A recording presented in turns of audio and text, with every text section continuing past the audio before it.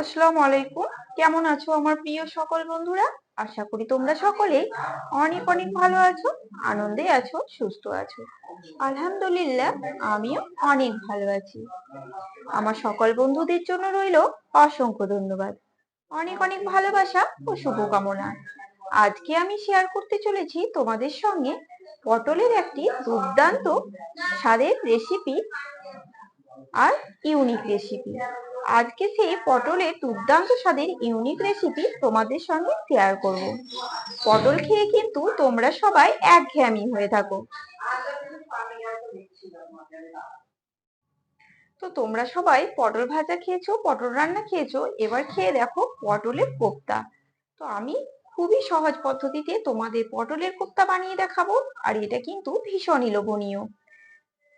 সাদা ভাতের সঙ্গে, ফ্রাইড রাইসের সঙ্গে, পোলাওয়ের সঙ্গে বা রুটির সঙ্গে কিন্তু দারুণই লাগে এই পটলের কোপ্তা। তো তোমরা অবশ্যই একবার ট্রাই করে দেখতে পারো পটলের কোপ্তা। একবার খেলে কিন্তু বারবার এভাবে বানিয়ে খেতে চাইবে পটলের কোপ্তা। তো কেউ স্কিপ না করে তার জন্য পুরো ভিডিওটির সঙ্গে থাকো আর দেখতে থাকো আমি কিভাবে খুব সহজ পদ্ধতিতেই বানিয়ে থাকি এই পটলের কোপ্তা। তো চলো দেখে নাও।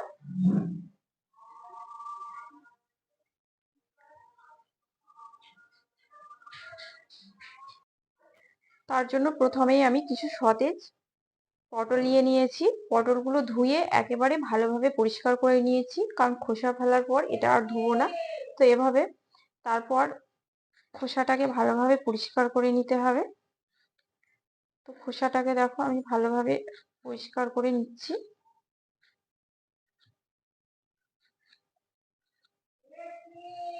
তো সবগুলোকে একইভাবে কিন্তু পরিষ্কার করে নেব।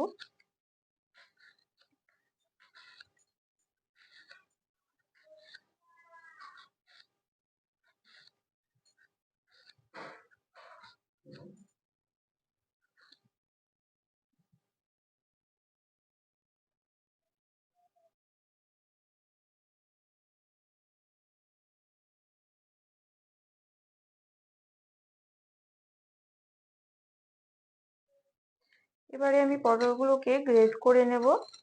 তার জন্য এটা নিয়ে নিয়েছি, আর এভাবে কিন্তু এদের সাহায্যে পটলটাকে গ্রেট করে নেব।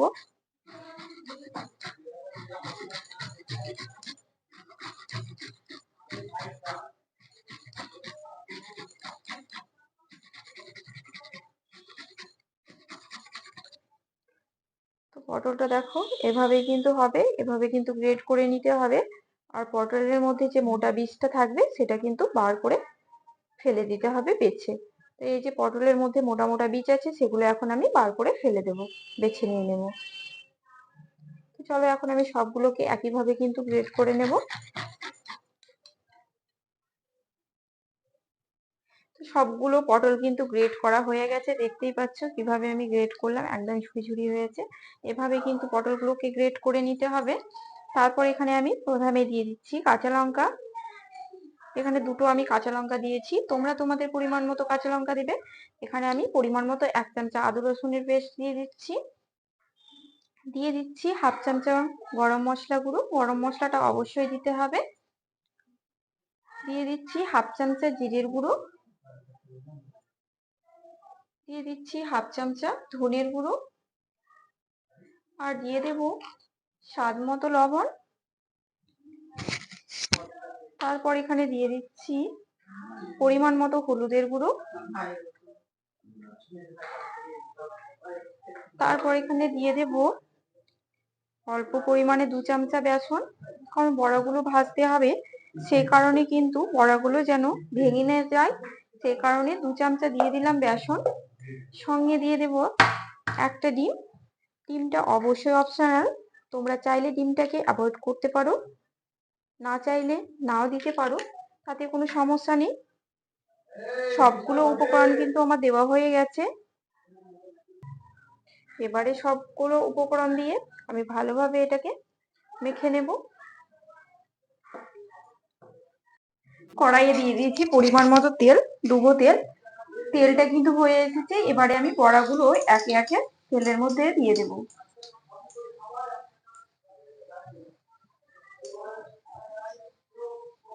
দেখো আমি বড়াগুলো ছোট ছোট করে দিয়ে দিচ্ছি তেলের উপরে। তোমরা চাইলে এটা হাতের সাহায্যে দিয়ে দিতে পারো, আমি এখানে আর হাত লাগাবো না বলে কিন্তু চামচার সাহায্যে বড়াগুলো দিয়ে দিচ্ছি।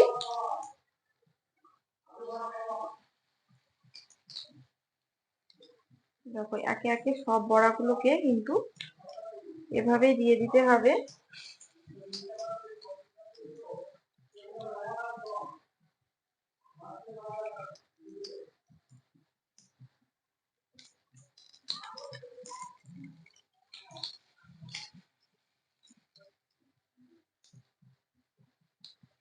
দেখো এখানে কিন্তু অনেকগুলো বড়া হয়ে গেল একসঙ্গে। এভাবে কিন্তু বড়াগুলোকে ভেজে নিতে হবে ডুবো তেলে।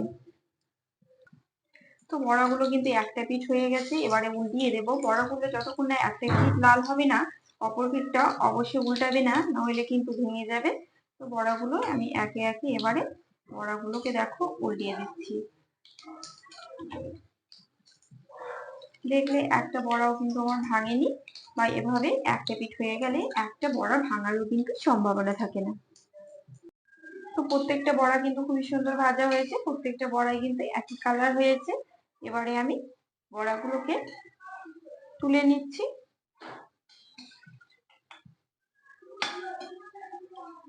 দেখো আমি সব বড়াগুলোকে তুলে নিলাম।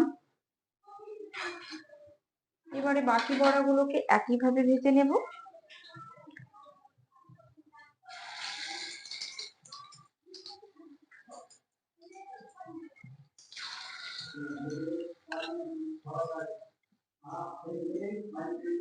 দেখো চামচের সাহায্যে বড়াগুলো আমি একে একে দিয়ে দিচ্ছি।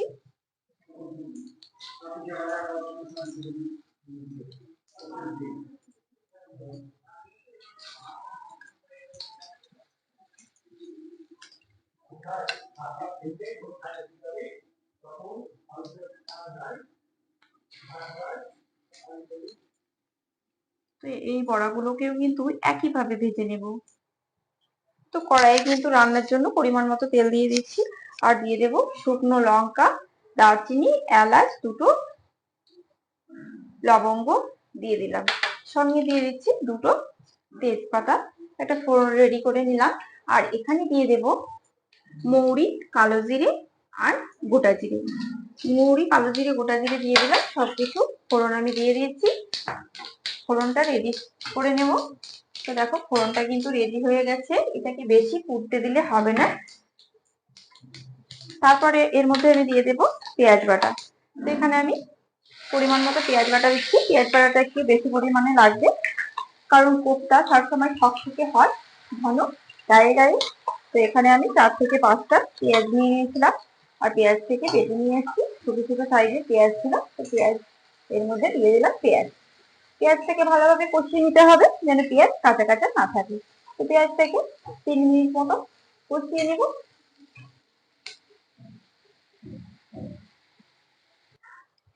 পেঁয়াজ কিন্তু ভালোভাবে ভাজা হয়ে গেছে। এবারে আমি এখানে দিয়ে দেব আদা রসুনের পেস্ট। এখানে পরিমাণ মতো আদা রসুনের পেস্ট দিয়ে দিচ্ছি। তারপরে এটাকে ভালোভাবে ভেজে নেব। আদা রসুন দেওয়ার পর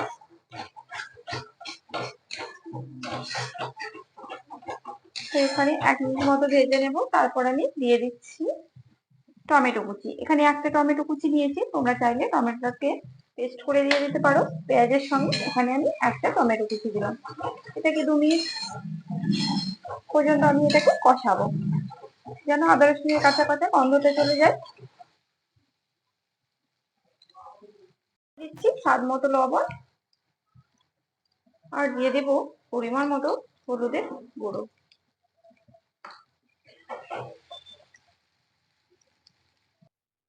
তো আদা রসুন পেঁয়াজ কিন্তু ভালোভাবে কষানো হয়ে গেছে। এবারে এর মধ্যে দিয়ে দিচ্ছি পোস্ত বাটা।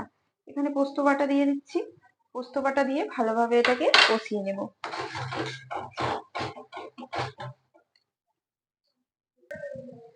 মশলা কিন্তু একেবারে ভালোভাবে কষানো হয়ে গেছে। পোস্তটা ভালো দেওয়ার পর দেখো ভালোভাবে আমি কষিয়ে নিলাম। এবারে এখানে আমি অল্প পরিমাণে জল অ্যাড করব। অল্প পরিমাণে জল অ্যাড করে দিলাম। কারণ এখানে আমি গুঁড়ো মশলা দেবো। গুঁড়ো মশলা দেওয়ার আগে একটু জল দেওয়াটাই ভালো। তারপরে এখানে আমি দিয়ে দিচ্ছি হাফ চামচা জিরের গুঁড়ো, দিয়ে দিচ্ছি হাফ চামচা ধনিয়ার গুঁড়ো, আর দিয়ে দেব হাফ চামচা চিনি। কারণ কোপ্তা কিন্তু মিষ্টি মিষ্টি ভীষণ ভালো লাগে, তাই দেখো অল্প পরিমাণে হাফ চামচা আমি চিনি দিয়ে দিলাম। তারপরে এটাকে ভালোভাবে নেড়ে চেড়ে নেব।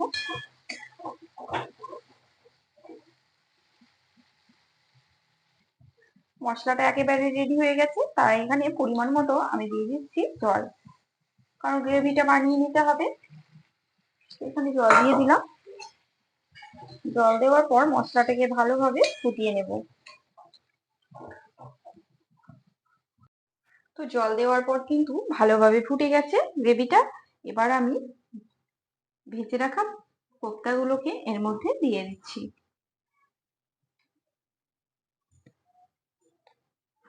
একে একে সবগুলোকে আমি দিয়ে দেব। তারপরে এটাকে মিডিয়াম ফ্লেমে 5 মিনিট মতো রান্না করে নেব ঢাকা দিয়ে।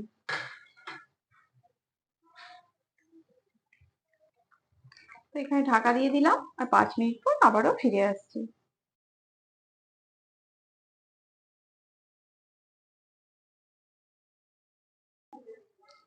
তো দেখো 10 মিনিট পর ফিরে এসে কিন্তু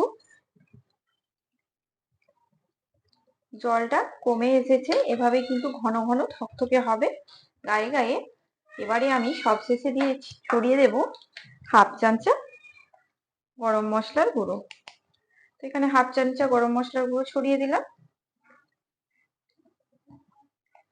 আর দিয়ে দিচ্ছি ধনেপাতা কুচি। ধনেপাতা কুচি দেওয়াতে স্বাদটা কিন্তু দ্বিগুণ বেড়ে যাবে, অপূর্ব সুন্দর একটা সেন্ট ছড়াবে, তাই দিয়ে দিলাম ধনেপাতা কুচি।